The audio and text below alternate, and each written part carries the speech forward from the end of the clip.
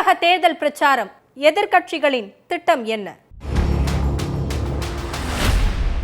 2026 சட்டப்பேரவை தேர்தலுக்கான களம் 4 முனை போட்டியா தயாராகிட்டு வர நிலையில கூட்டணி பேச்சுவார்த்தை, தொகுதி பங்கீடு, விருப்பமனு விநியோகம், வேட்பாளர் நேர்காணல்னு கட்சிகள் தீவிரமா பணியாற்றிட்டு வராங்க.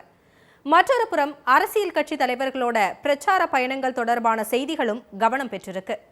எதிர்க்கட்சி தலைவர் எடப்பாடி பழனிசாமி, பாஜக மாநில தலைவர் நயினா நாகேந்திரன், தேமுதிக பொதுச் செயலாளர் பிரேமலதா விஜயகாந்த், தவேக தலைவர் விஜய் உள்ளிட்ட பெரும்பாலான எதிர்க்கட்சி தலைவர்கள் தங்களோட முதற்கட்ட தேர்தல் பிரச்சாரத்தை நிறைவு செஞ்சிட்ட நிலையில அரசு சார்பிலையும் கட்சி சார்பிலையும் தினமொரு திட்டத்தை தொடங்குற திமுக இன்னும் தேர்தல் பிரச்சாரத்தை தொடங்கவே இல்லைங்கிறத பார்க்க வேண்டியிருக்கு.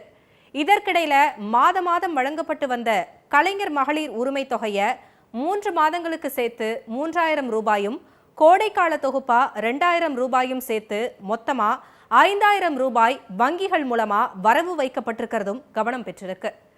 தேர்தல் பிரச்சாரங்களை திட்டங்கள் மற்றும் விழாக்கள் மூலமா மேற்கொள்கிறதா திமுக? ஆளும் கட்சியான திமுகவின் பிரச்சார வியூகங்களுக்கு என்ன பதில் வைத்திருக்கின்றன எதிர்க்கட்சிகள்?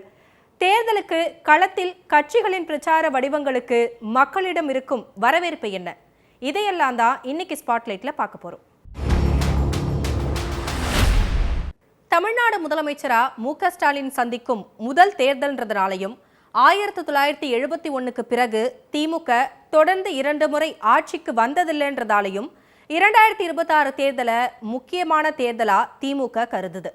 அதனாலேயே இந்த தேர்தலில் வழக்கமான பிரச்சார முறைகளை தாண்டி பல புதிய முயற்சிகளை திமுக மேற்கொள்ளுது.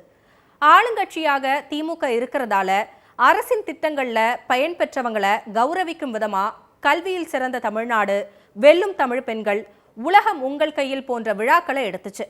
இது போக அரசு சார்பில் உங்களுடன் ஸ்டாலின், உங்க கனவை சொல்லுங்க, என் கனவு என் எதிர்காலம் போன்ற திட்டங்கள் துவங்கப்பட்டுச்சு. இதே போல கட்சி சார்பிலையும் ஓரணியில் தமிழ்நாடு, மக்களுடன் ஸ்டாலின், தமிழ்நாடு தலைக்குனையாது அப்படின்னு பல்வேறு பிரச்சார வடிவங்களை மேற்கொண்டு வரதை பார்க்க முடியுது.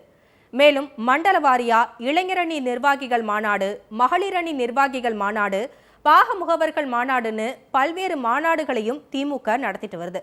இந்த நிலையில கலைஞர் மகளிர் உரிமை தொகை 3000 மற்றும் கோடைக்கால தொகுப்பு 2000ன்னு மொத்தம் 5000 ரூபாய் 1,31,00,000 பயனாளர்களுக்கு முன்பணமா வங்கிகள்ல வரவு வைக்கப்பட்டிருக்கு. இது தேர்தல் களத்துல பெரும் அதிர்வலைகளை உண்டாக்கி இருக்கிறதோட எதிர்க்கட்சிகள் கிட்ட எதிர்வினைகளையும் ஏற்படுத்தியிருக்கு. 2026 சட்டப்பேரவை தேர்தலுக்கு ஒவ்வொரு எதிர்க்கட்சி தலைவரும் ஒரு பிரச்சார முழக்கத்தோட தேர்தலை சந்திச்சுட்டு வரதை பார்க்க முடியுது. மக்களை காப்போம், தமிழகத்தை மீட்போம்ன்ற பேர்ல ஜூலை 6ஆம் தேதி பிரச்சாரத்தை தொடங்கினாரு எதிர்க்கட்சி தலைவர் எடப்பாடி பழனிசாமி. முதற்கட்டமா 181 தொகுதிகளில் அவர் பிரச்சாரத்தை நிறைவு செஞ்சிருந்த நிலையில பிப்ரவரி 15ஆம் தேதி 2ஆம் கட்ட பிரச்சாரத்தை பவானிசாகர் தொகுதியில இருந்து தொடங்குறாரு. இதற்கிடையில அதிமுக தேர்தல் அறிக்கையின் 10 வாக்குறுதிகளை 2 கட்டங்களா வெளியிட்டிருக்கு அதிமுக. தமிழகம் தலைநிமிர தமிழனின் பிரச்சார பயணம்ன்ற பேர்ல பாஜக மாநில தலைவர் நயினா நாகேந்திரனும், உரிமையை மீட்க தலைமுறையை காக்கன்ற பேர்ல பாமக தலைவர் அன்புமணி ராமதாசும், இல்லம் தேடி உள்ளம் நாடின்ற பேர்ல தேமுதிக பொதுச் செயலாளர் பிரேமலதா விஜயகாந்தும், மக்கள் விரும்பும் முதல்வர் வேட்பாளர்ன்ற பேர்ல தவேக தலைவர் விஜயும்னு எதிர்க்கட்சி தலைவர்கள் பிரச்சாரங்களை மேற்கொண்டாங்க. இதுல விஜய தவிர அனைத்து தலைவர்களும் அவங்களோட முதற்கட்ட பிரச்சாரத்தை நிறைவு செஞ்சிட்ட நிலையில விஜய் பிரச்சாரம் மட்டும் கரூர் சம்பவத்துக்கு பிறகு தடைப்பட்டு இருக்கிறத பார்க்க முடியுது.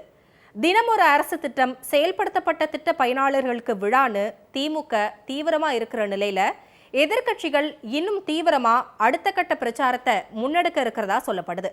குறிப்பா மகளிர் உரிமை தொகை முன்பணமா 5000 ரூபாய் வரவு வைக்கப்பட்ட பிறகு எதிர்க்கட்சிகளோட எதிர்வினை கடுமையா இருக்கிறத பார்க்க முடியுது. வாக்குகளை பெறுவதற்காக தேர்தல் நேரத்துல அரசு பணத்தை திமுக பயன்படுத்துதுன்னும், தோல்வி பயத்தால தான் மகளிர் உரிமை தொகை முன்பணமா வரவு வைக்கப்பட்டிருக்கணும் எதிர்க்கட்சிகள் குற்றம் சாட்டுறாங்க.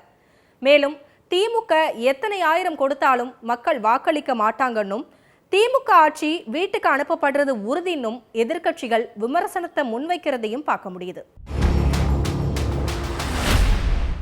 தமிழ்நாடு சட்டப்பேரவை தேர்தலுக்கு இன்னும் சில வாரங்களே இருக்கிற நிலையில தேர்தல் பிரச்சாரம் வேகம் எடுக்கிறத பார்க்க முடியுது.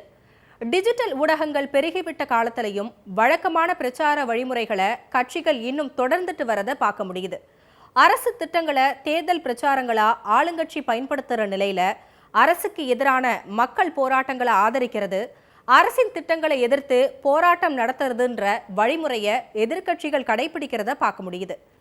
இதுல கவனிக்க வேண்டிய விஷயம், தேர்தல் களத்துக்கு புதிய வரவா இருக்கிற தமிழக வெற்றி கழகம்தான். ஒவ்வொரு தொகுதிக்கும் போய் மக்களை சந்திக்கிற பிரச்சார முறைக்கு மாற்றா மாவட்டத்துல ஒரு இடத்துல ஒரு கூட்டம் போடுறதுன்ற நடைமுறையை கடைபிடிக்கிறாங்க. இதுக்கு மற்ற கட்சிகள் மற்றும் அரசியல் ஆய்வாளர்களால விமர்சிக்கப்பட்டாலும் மக்கள் மத்தியில கவனம் பெற்றிருக்கிறதையும் மறுக்க முடியாது. தேர்தல் பிரச்சாரம் எந்த வடிவத்துல மேற்கொள்ளப்பட்டாலும் அதோட தாக்கம் மக்கள் வாக்களிக்கிறத வச்சுதான் தீர்மானிக்கப்படும். அந்த வகையில எந்த கட்சியோட பிரச்சாரம் மக்கள் கிட்ட வரவேற்பு பெற்றிருக்குன்றது 2026 தேர்தல் முடிவுகள் வெளியாகும் போதுதான் தெரிய வரும்.